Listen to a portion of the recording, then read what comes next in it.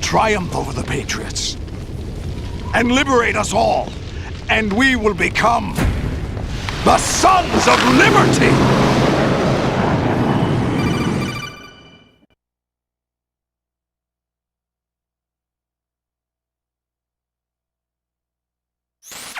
Raiden, are you receiving? We're still here. How's that possible? The AI was destroyed! Only GW. Who are you?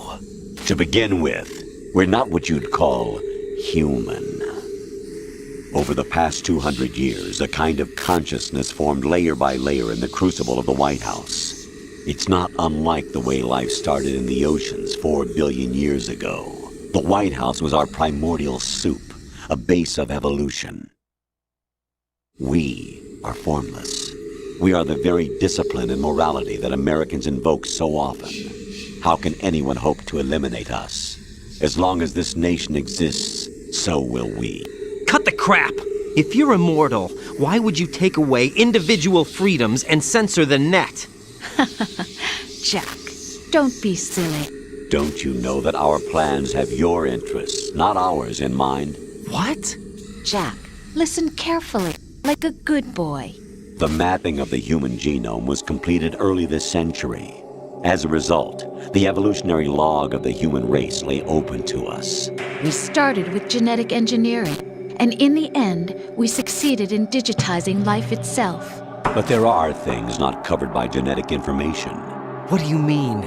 Human memories, ideas, culture, history.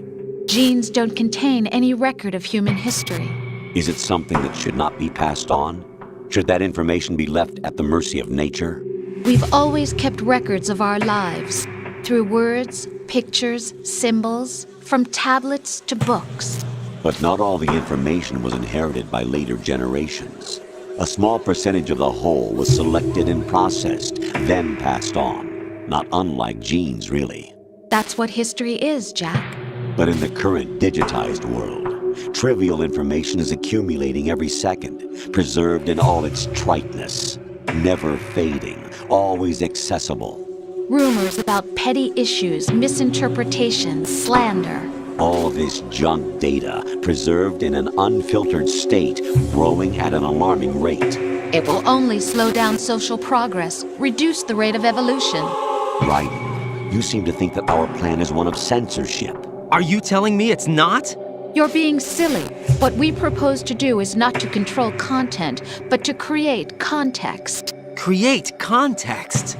The digital society furthers human flaws and selectively rewards development of convenient half-truths. Just look at the strange juxtapositions of morality around you. Billions spent on new weapons in order to humanely murder other humans. Rights of criminals are given more respect than the privacy of their victims. Although there are people suffering in poverty, huge donations are made to protect endangered species. Everyone grows up being told the same thing. Be nice to other people.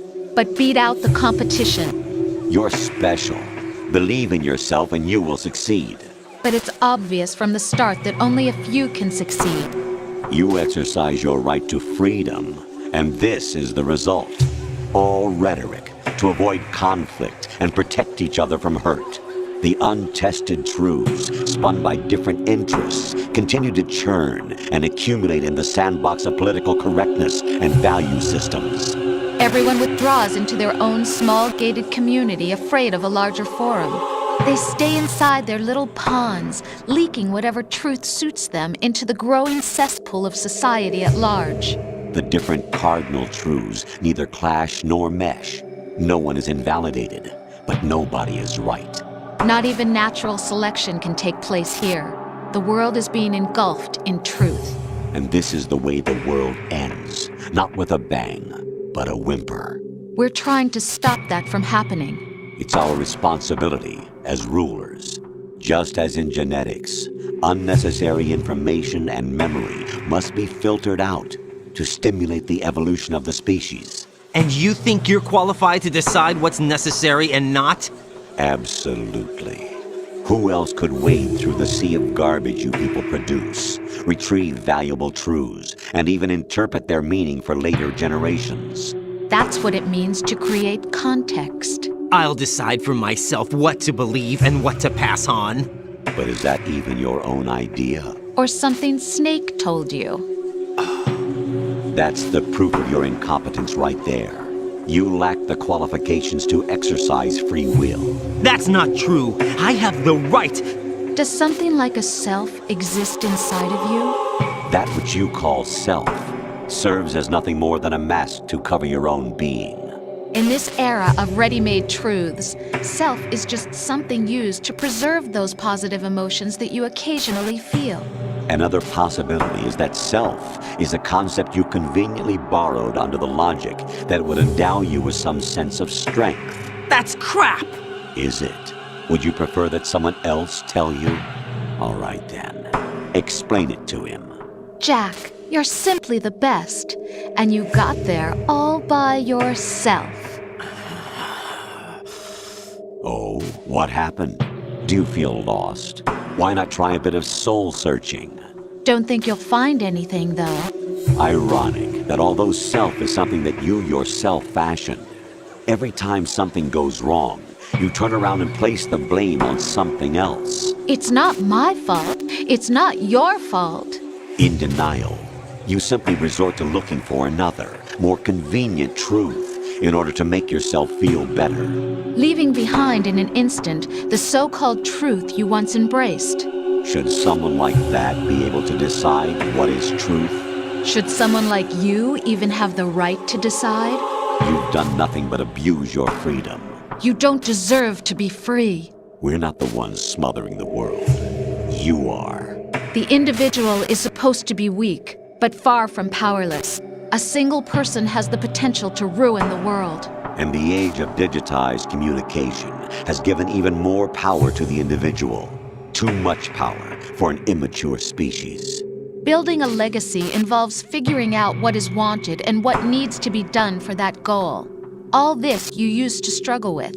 Now we think for you. We are your guardians, after all. You want to control human thought? Human behavior? Of course. Anything can be quantified nowadays. That's what this exercise was designed to prove. You fell in love with me just as you were meant to, after all. Isn't that right, Jack? Ocelot was not told the whole truth, to say the least. We rule an entire nation.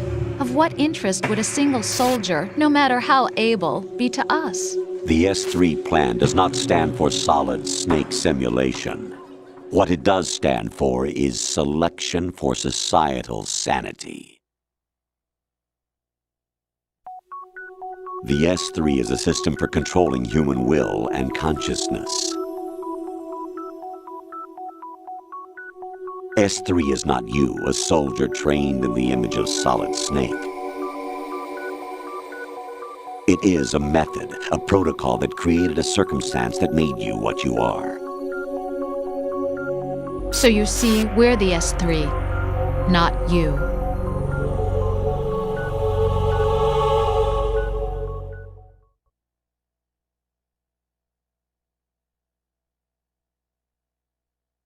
What you experienced was the final test of its effectiveness. That's crazy. You heard what President Johnson said. The Arsenal's GW system is the key to their supremacy.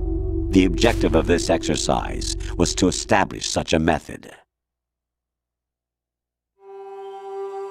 We used Shadow Moses as a paradigm for the exercise.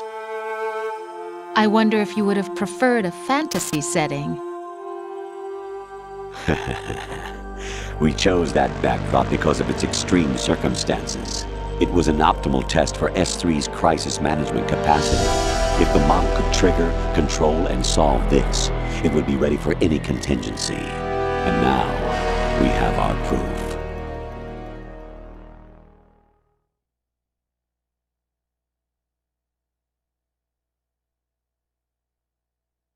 Raiden, there are also reasons behind your selection. Solidus raised plenty of other child soldiers. Do you know why we chose you over them? It was because you were the only one who refused to acknowledge the past. All the others remember what they were and pay for it daily. But you turn your back on everything you don't like. You do whatever you like, see only the things you like, and for yourself alone. Yes, Rose can attest to that. You refused to see me for what I was. I lied to you, but I wanted to be caught. You pretended to be understanding, to be a gentleman. You never made a conscious attempt to reach out to me. The only time you did was when I gave you no choice but to do so. I was just trying not to. What? Trying not to hurt me? Dear, the one you were trying not to hurt was yourself. Avoiding the truth under the guise of kindness is all that you did. It occurred to you to do nothing but look out for yourself. Even if you claim that it was for my sake, that feeling was nowhere to be seen. In the end, everything was for your sake. I was never part of the picture. Exactly right. So you see, you're a perfect representative of the masses we need to protect. This is why we chose you. You accepted the fiction we've provided, obeyed our orders, and did everything you were told to. The exercise is a resounding success. Didn't I tell you that GW was still incomplete? But not anymore, thanks to you. Your persona, experiences, triumphs, and defeats are nothing but byproducts. The real objective was ensuring that we could generate and manipulate them. It's taken a lot of time and money, but it was well worth it considering the results. I think that's enough talk. It's time for the final exercise. Raiden, take Solidus down. Think again. I'm through doing what I'm told. Oh, really? Aren't you forgetting something? If you die, my child dies. The termination of vital signals from your nanomachines means the death of Olga's child. Not to mention the death of Rose. She's wired the same way. Rose, does she actually exist? Of course I do, Jack. You have to believe me. Damn! It will be a fight to the death. Solidus at least wants you dead. We will collect the necessary data from this last fight. Then we'll consider the exercise closed. So, Jack the Ripper, will it be Solidus, the Patriot's creation, or you, Solidus's creation? Our beloved monsters, enjoy yourselves.